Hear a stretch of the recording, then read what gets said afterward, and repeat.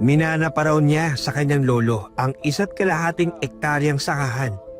Hindi raw biro ang gastos sa pagtatanim ng palay. Sabay 1 hectare po, ang naubos 70,000, 60,000 ganun. Okay. So sa 1.5, aabot sila ng 100, kulang 100, yan ang po. 100,000. Pati po ba sa harvester, sa karyada ng palay, mga kulang 100,000 po. Dito ho ngayon sa inyo pong ani, magkano sir yung magiging pasa ko dito? At kanino ho nyo ibebenta? Per kilo lang po, 17 lang po, 17.10 yan, 17. 70. Nagkasundo na po kami sa 17.10.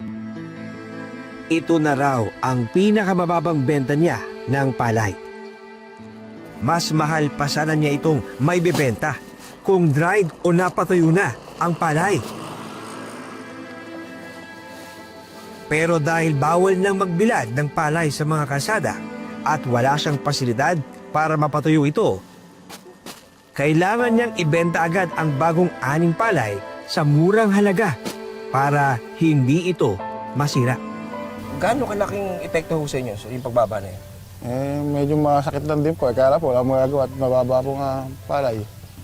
Kaya wala kami magawa. Ibebenta na lang po namin sa ganung presyo.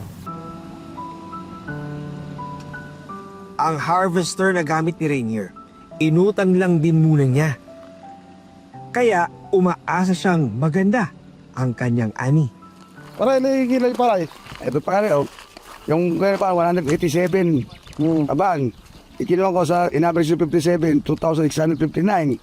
Ang total naging cash mo, 181,203. 17. Yeah, kilo. Ayun ito yung naging pera mo, 181,203 pesos. 17. Ang sarap sanang isipin na buong makukuha ni Rainier ang halagang ito. Pero dahil marami pang ikakaltas dito, kabilang na ang mga inutang niya sa pagpapatanim. Maliit na lang ang kanyang maiuuwi.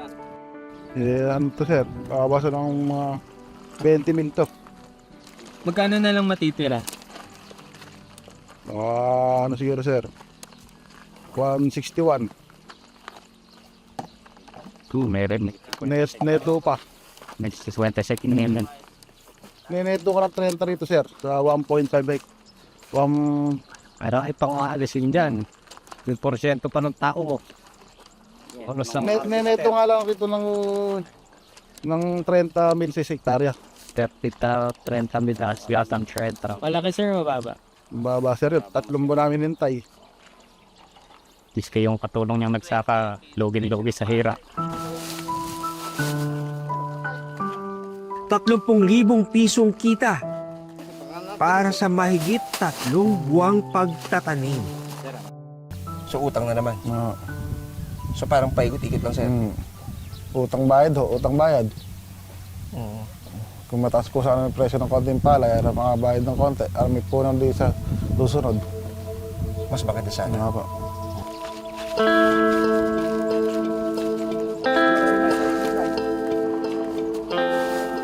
Nakakuha ng pinapaboran kasi ng gobyerno, hindi magsasake. Wala silang pabor sa magsasaka.